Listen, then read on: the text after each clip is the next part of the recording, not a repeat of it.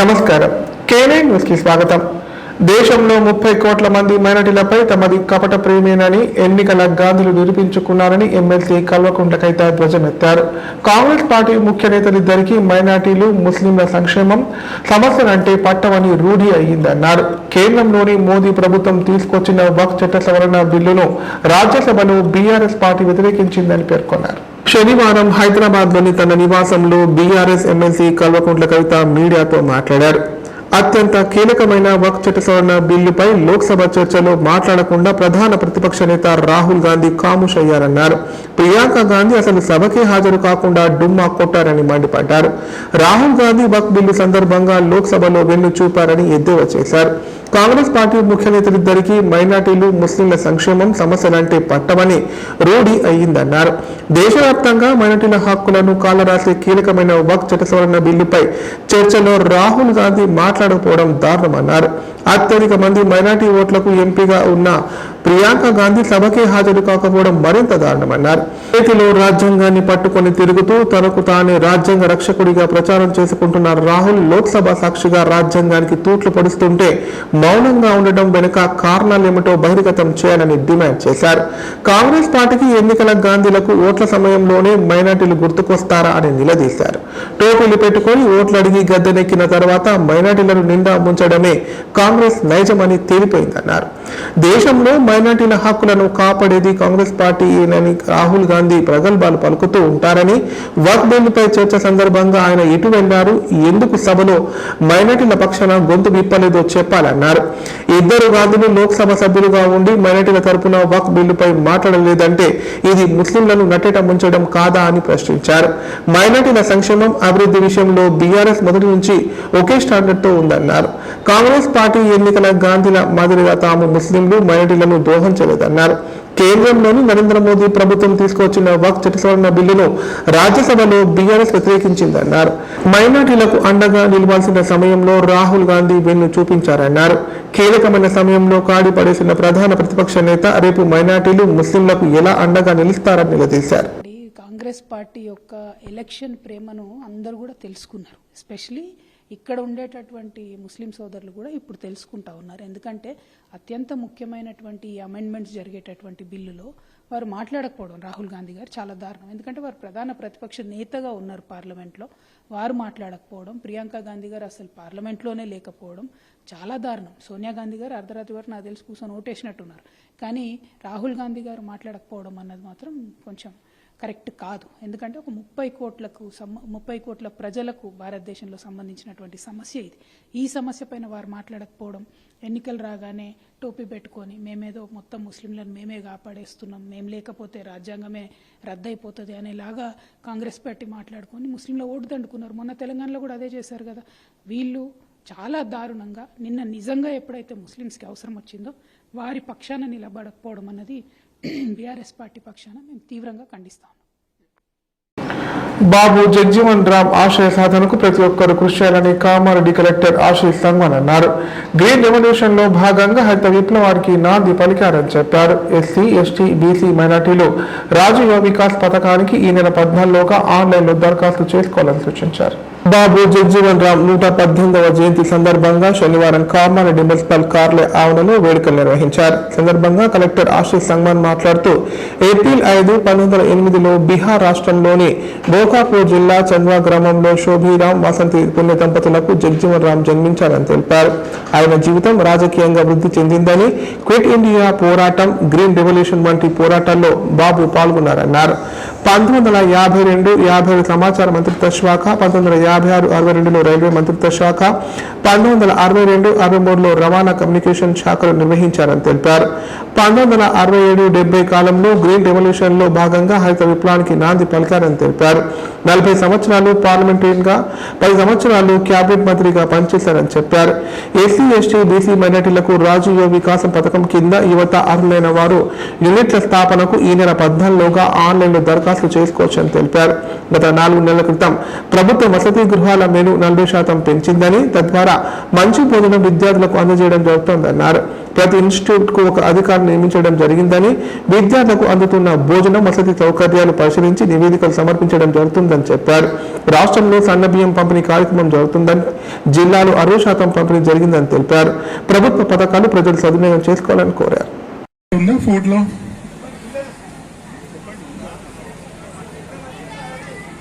Doctor బాబు జగజీవన్ రామ్ గారు టైంలో agriculture మినిస్టర్గా ఉన్నప్పుడు గ్రీన్ రెవల్యూషన్ కూడా అయింది. గ్రీన్ రెవల్యూషన్ వల్ల ఈ పబ్లిక్ డిస్ట్రిబ్యూషన్ సిస్టమ్ ఏర్పాటు చేయడం జరిగింది. Food distribution to poor sections of society, BPL holders, ration card హోల్డర్స్ని ఫుడ్స్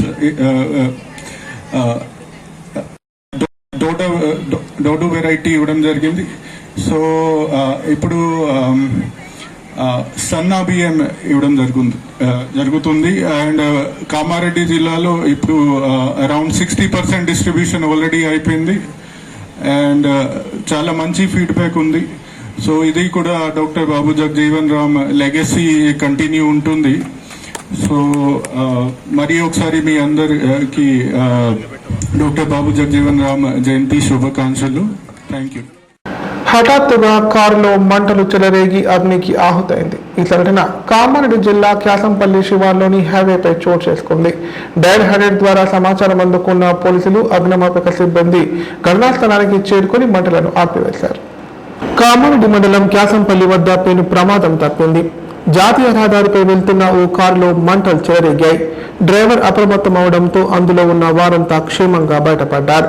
శనివారం తెల్లవారుజామున క్యాసంపల్లి శివార్లోని జాతీయ రహదారిపై స్కార్పియో కారులో ఒక్కసారిగా మంటలు అంటుకున్నాయి. పొగలు రావడాన్ని గమనించిన డ్రైవర్ వెంటనే కారును నిలిపి అందులో ఉన్న వారందరినీ అప్రమత్తం చేశాడు. దీంతో అంతా కిందికి దిగిపోవడంతో ఎవరికి ఎలాంటి ప్రమాదం జరగలేదు. అయితే క్రమంగా మంటలు వ్యాప్తి చెందడంతో కారు మొత్తం దగ్ధమైంది. సమాచారం అందుకున్న అగ్నిమాపక సిబ్బంది, పోలీసులు ఘటనా స్థలానికి చేరుకొని మంటలు ఆర్పివేశారు. అయితే అప్పటికే కారు అగ్నికి ఆహుతి అయింది. కాగా కారు భువనగిరి నుంచి బడాపాకు వెళ్తుండగా ప్రమాదం జరిగిందని పోలీసులు వెల్లడించారు. ప్రమాద సమయంలో కారులో 6 ప్రయాణిస్తున్నారని చెప్పారు. వారంతా సురక్షితంగా ఉన్నారన్నారు. ఈ ఘటనపై కేసు నమోదు చేసి దర్యాప్తు చేస్తున్నామని తెలిపారు.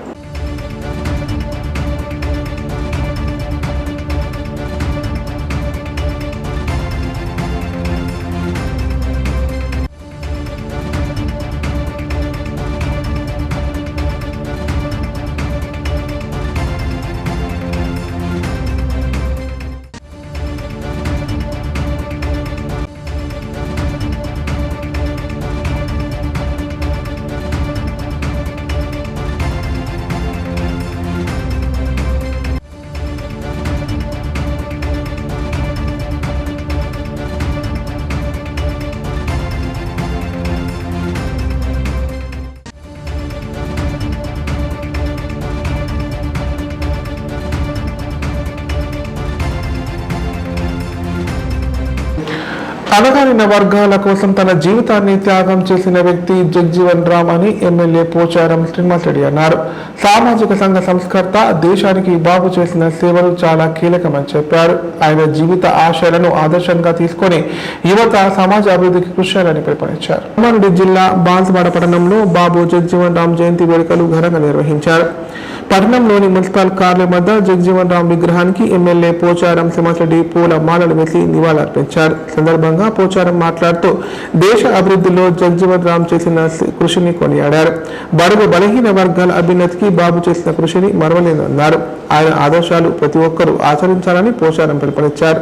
ఈ కార్యక్రమంలో నాయకులు, ప్రజాప్రతినిధులు, స్థానికులు పెద్ద ఎత్తున పాల్గొన్నారు. ఆ పేద రాష్ట్రంలో పేదల కష్టాలు ఏ విధంగా ఉంటాయో కళ్ళారా చూపించబడింది. వారు మంత్రి పదవులు, రక్షణ శాఖ మంత్రిగా, వ్యవసాయ శాఖ మంత్రిగా, తర్వాత కార్మిక శాఖ మంత్రిగా అనేక శాఖలు నిర్వహించారు. ప్రతి శాఖకు న్యాయం చేసినటువంటి వ్యక్తి జగజీవన్ గారు ఈరోజు భారతదేశంలోనే గౌరవించబడేటువంటి వ్యక్తుల్లో వారొకరు. కుల మతాలకు అతీతంగా ఇక్కడ బాన్సువాడ పట్టణంలో దళిత సోదరులు, పట్టణ ప్రజలు, పట్టణ సోదరులు కలిసి ఇప్పుడే బాబు జగజీవనరామ్ గారికి పూలమాల వేసి వారికి శ్రద్ధాంజలి ఘటించాం. ఇప్పుడు గంట తర్వాత కొత్త విగ్రహానికి ఆవిష్కరణ జరగబోతాము. నేను ఈ సందర్భంలో ప్రజానికానికి, బడుగు వర్గాల వారికి, పేద ప్రజలందరికీ, దళిత సోదరులకు, దళితేతర సోదరులకు, పేద ప్రజలందరికీ వారి జన్మదినాన్ని శుభాకాంక్షలు తెలియజేస్తున్నాను. ఉమ్మడి జిల్లా వ్యాప్తంగా బాబు జగజీవన్ రామ్ 118వ జయంతి వేడుకలు ఘనంగా నిర్వహించారు. ఇందులో భాగంగా పలు ప్రజా దళిత సంఘాల నాయకులు, రాజకీయ నేతలు జగజీవన్ రామ్ విగ్రహాలకు పూల మాలలు వేసి నివాళులర్పించారు. స్వాతంత్ర సమర యోధుడు, సంఘ సంస్కర్త, సామాజిక న్యాయం కోసం పోరాడిన గొప్ప రాజకీయవేత్త బాబు జగజీవన్ రామ్ జయంతి వేడుకలను ఉమ్మడి జిల్లాలో ఘనంగా నిర్వహించారు. ప్రభుత్వ కార్యాలయాలు, స్వచ్ఛంద సంస్థలు, రాజకీయ పార్టీలు, ప్రజా సంఘాలు, దళిత సంఘాల కార్యాలయాల్లో జగజీవన్ రామ్ చిత్రపటాలు, విగ్రహాలకు పూల మాలలు వేసి నివాళులర్పించారు. సందర్భంగా వారు మాట్లాడుతూ ఎంపీగా, కేంద్ర మంత్రిగా, దేశ ఉప ప్రధానిగా దేశానికి చేసిన సేవలు చిరస్మరణీయమన్నారు. సమాజంలో అణగారిన వర్గాల సంక్షేమం కోసం అలుపెరుగని కృషి చేసిన గొప్ప సంఘ సంస్కర్త అని కొనియాడారు. గొప్ప రాజకీయవేత్తగా సామాజిక సమానత్వం కోసం జీవితకాలం పోరాడారని పలువురు నేతలు కొనియాడారు. అనేక పదవులు చేపట్టి తనదైన ముద్ర వేశారని వెల్లడించారు. ఆయన జీవిత పర్యాంతం బడుగు బలహీన వర్గాల అభ్యున్నతికై కృషి చేశారని తెలిపారు.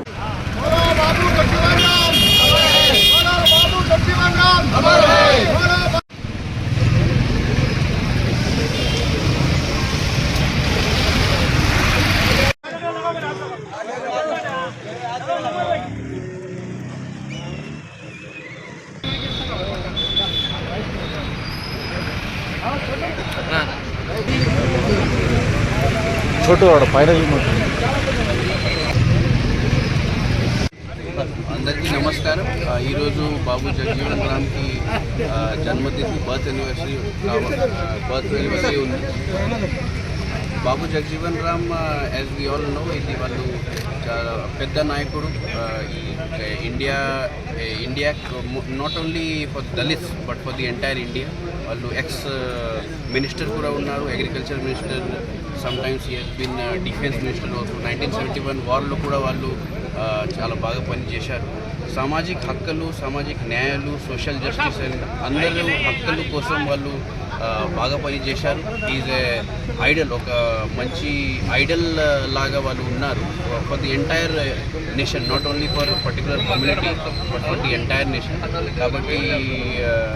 కాబట్టి we are celebrating his birthday today.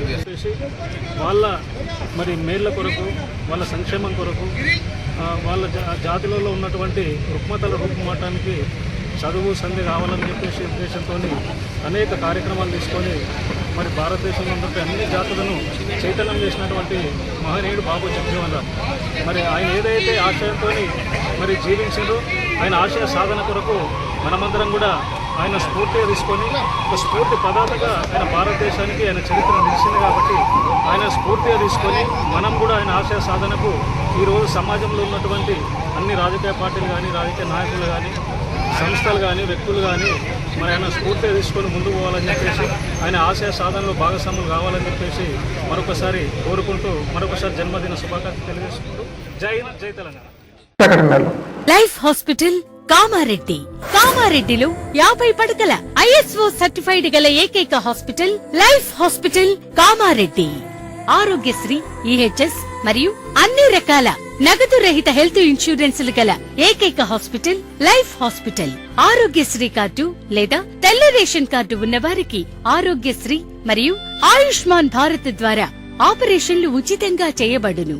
కామారెడ్డిలో కార్పొరేట్ స్థాయి ఖరీదైన వైద్యాన్ని ప్రతి పేద మధ్యతరగతి వారికి అతి తక్కువ ఖర్చుతో వైద్యం చేయబడును. నిజామాబాద్, హైదరాబాద్ వెళ్లవలసిన అవసరం లేకుండా అనుభవజ్ఞులైన వైద్య బృందంచే క్లిష్టమైన ఎముకల ఆపరేషన్లు, ఆర్థోస్కోపిక్, కీహోల్ సర్జరీలు, జాయింట్ రీప్లేస్మెంట్, మోకాళ్ల మార్పిడి, వెన్నుపూస ఆపరేషన్లు మరియు 4 గంటలు అత్యవసర వైద్య సేవలు అందించబడును. మా సదుపాయాలు: అత్యాధునిక operation theatre, laminar OT, ICU, X ray, physiotherapy, dexa scan, pharmacy సౌకర్యాలు కలవు.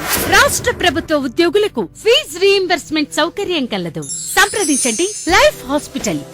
తెలంగాణలో మొట్టమొదటిసారిగా అధునాతన పద్ధతిలో నరాల, మానసిక, sex, alcohol, fits treatment, AC intensive care unit ఇప్పుడు మన నిజామాబాద్ లో doctor B Keshavulu MD psychiatry, Osmania గారి ఆధ్వర్యంలో అన్ని సదుపాయాలు గల అత్యాధునిక అతిపెద్ద హాస్పిటల్ ప్రారంభించబడ్డది. నరాల బలహీనతలు, తలనొప్పి, ఫిట్స్, పళ్లు బిగపట్టడం, భయం, గుండెదడ, డిప్రెషన్, ఒంటరితనం, మంత్రాలు చేతబడి చేశారని అనుమానపడటం, వ్యతిరేకమైన ఆలోచనలు, తన గూర్చి మాట్లాడుకుంటున్నారని, చంపడానికి వస్తున్నారని భ్రమపడటం, ముట్టిందే ముట్టటం, కడిగిందే కడగటం, సెక్స్ లో బలహీనత, శీఘ్రస్ఖలనం, హస్తప్రయోగం, సెక్స్ లో తీవ్ర అసంతృప్తి, భార్యాభర్తల మధ్య అనుమానాలు, పిల్లల అల్లరి, అతికోపం, మతిమరుపు, చదువులో వెనుకబాటుతనం, alcohol, cigarette, gutka, Gul form బానిసైన వారికి స్పెషల్ ట్రీట్మెంట్. గమనిక: ఆధునిక ఏసీ వార్డు, అత్యంత విశాలమైన భవనం, అన్ని నరాల మానసిక సమస్యలకు మరియు ఆల్కహాల్ ను మాన్పించుటకు అడ్మిషన్స్ సౌకర్యం గల తెలంగాణలోనే అతిపెద్ద hospital doctor Keshavulu hospital. Bus stand ఎదురుగా లైన్, ఖలీల్వాడి, నిజామాబాద్. ఫోన్ 08462 ఇప్పుడు సంక్షిప్త వార్తలు.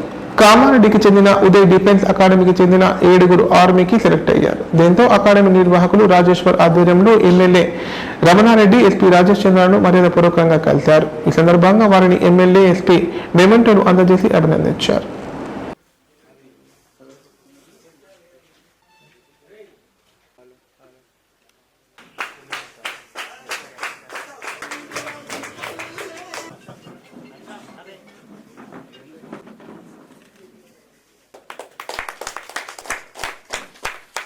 Constituency.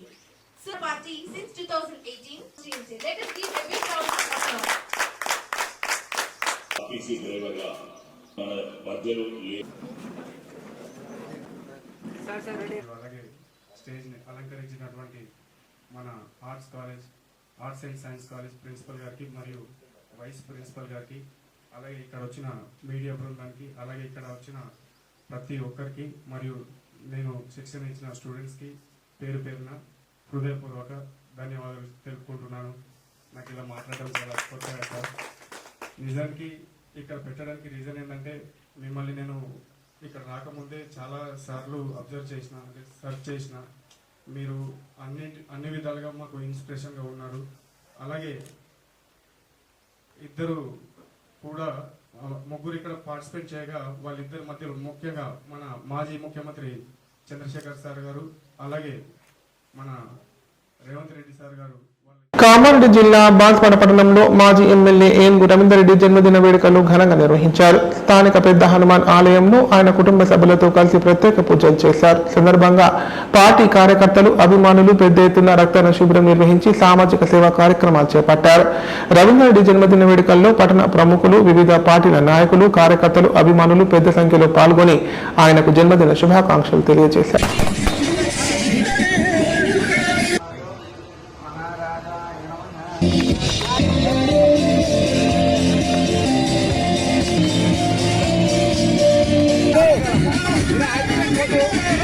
నియోజకవర్గ ఇన్ఛార్జ్ బాన్స్వాడ భవిష్యత్ నాయకులు ఏనుగు రవీందర్ రెడ్డి గారి జన్మదినాన్ని పురస్కరించుకొని బాన్స్వాడ పట్టణంలోని అంబేద్కర్ చౌరస్తాలో మరి కేక్ కటింగ్ కార్యక్రమం నిర్వహించుకున్న తర్వాత మరి మా సోదరులంతా కూడా ఎంతో ప్రేమతో మరి రవీందర్ రెడ్డి గారి పైన ఉన్నటువంటి అభిమానాన్ని చాటుకోవాలనే ఉద్దేశంతో మరి ఈరోజు బ్లడ్ డొనేషన్ చేస్తా ఉన్నాడు. మరి అదేవిధంగా నెక్స్ట్ కార్యక్రమం మరి నిరుపేదలకు కూడా మరి ఇక్కడ ఏనుగు రవీందర్ రెడ్డి గారి జన్మదినాన్ని పురస్కరించుకొని మరి పులిహార ప్యాకెట్లు మరియు వాటర్ బాటిల్ పంపిణీ కార్యక్రమం కూడా ఉంటది. కాబట్టి మరి అందరూ కూడా సహకరించాలని చెప్పేసి మరి వారికి ఏనుగు రవీందర్ రెడ్డి గారికి మరి మనోధైర్యాన్ని ఇచ్చే విధంగా మరి ఈ జన్మదినం నుండి వారికి అన్ని శుభాలే జరగాలని, మరి వారు అనుకున్న పనులన్నీ కూడా సకాలంలో నెరవేరాలని చెప్పేసి మరి భవిష్యత్తులో వారు మరెన్నో ఉన్నత పదవులు చేపట్టాలని, మరి ఇంకా వారి కుటుంబానికి ఆరోగ్యాలు అష్టైశ్వర్యాలు ఇవ్వాలని చెప్పేసి మనస్ఫూర్తిగా ఈరోజు శనివారం కాబట్టి ఆ ఆంజనేయ స్వామికి, ఆ వెంకటేశ్వర స్వామి గారికి వేడుకుంటా ఉన్నామని చెప్పేసి ఈ సందర్భంగా తెలియజేస్తా ఉన్నా. వారికి ముఖ్యంగా బాన్స్వాడ నియోజకవర్గ కాంగ్రెస్ పార్టీ తరఫున, బాన్స్వాడ నియోజకవర్గ కాంగ్రెస్ పార్టీ ప్రజల తరఫున మరి వారికి మరొక్కసారి 60వ జన్మదిన శుభాకాంక్షలు తెలియ శ్రీరామనవమి వేడుకలను రేపు నిర్వహించనుండగా కామారెడ్డి జిల్లా కేంద్రంలోని ఆలయాలను ముస్తాబు చేస్తున్నారు. సీతారాముల కళ్యాణోత్సవానికి వేదికలు సిద్ధం చేస్తున్నారు. ఇప్పటికే కొన్ని ఆలయాల్లో చొరవ పందిళ్లు విద్యుత్ దీపాలతో అలంకరించారు.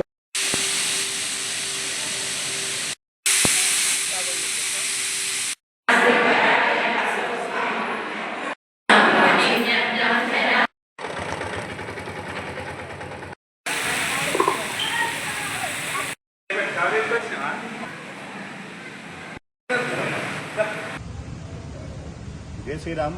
ముందుగా అందరికీ శ్రీరామనవమి శుభాకాంక్షలు. రేపు ఉదయం ఆలయ అభివృద్ధి కమిటీ ఆధ్వర్యంలో మాత సాయిబాబా గుడి ఆవరణలో అంగరంగ వైభవంగా సీతారాముల కళ్యాణ మహోత్సవం జరగబోతుంది. కావున సమస్త భక్త కోటి జనాలకు తెలియజేసిందంటే రేపు ఉదయం 8:30 గంటల నుంచి కళ్యాణం ప్రారంభమవుతుంది. కళ్యాణం అనంతరం భక్తులు తీర్థ ప్రసాదాలు స్వీకరించి మధ్యాహ్నం 1 గంటలకు అన్న ప్రసాద వితరణ కార్యక్రమం జరుగుతుంది. అలాగే ఇది పూర్తయిన తర్వాత సాయంత్రము అయ్యప్ప భజన మండలి వారిచే అయ్యప్ప భజన కార్యక్రమం నిర్వహించబడుతుంది. ఆ తర్వాత లోన్ యాప్స్ వేధింపులకు యువకులు బలవుతున్న ఘటనలు పెరిగిపోతున్నాయి.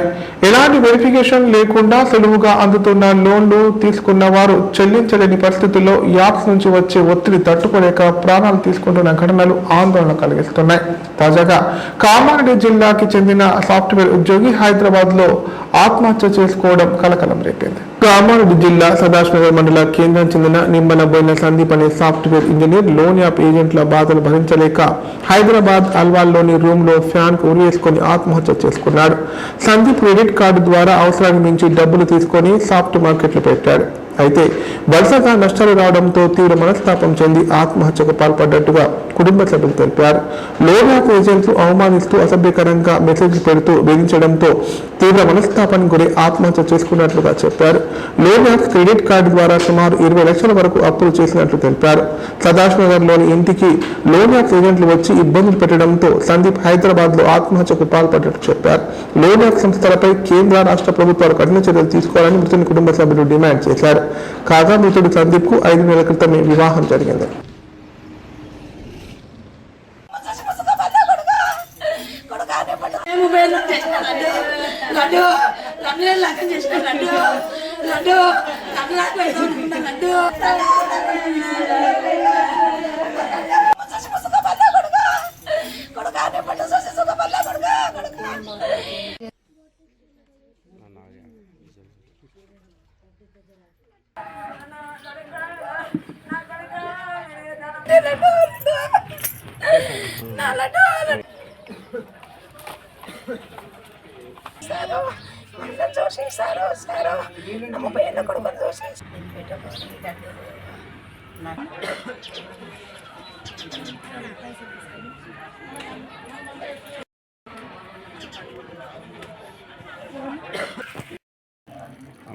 మాకు గవర్నమెంట్ ఏదైనా హెల్ప్ చేయాలని కోరుకుంటున్నాం సార్.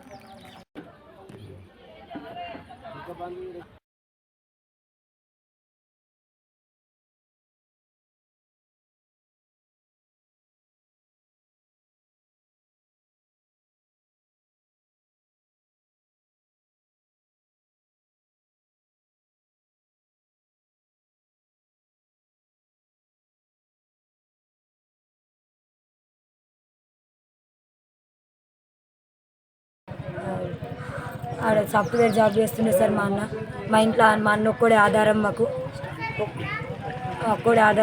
జాబ్ చేసి మాకు డబ్బులు పంపిస్తుండే సార్. నెలకు కొన్నని వాడి ఖర్చులో కొన్ని ఉంచుకొని మాకు కొన్ని పంపిస్తుండే. ఈ మధ్యనే 2 days కిందట సూసైడ్ చేసుకున్నాడు.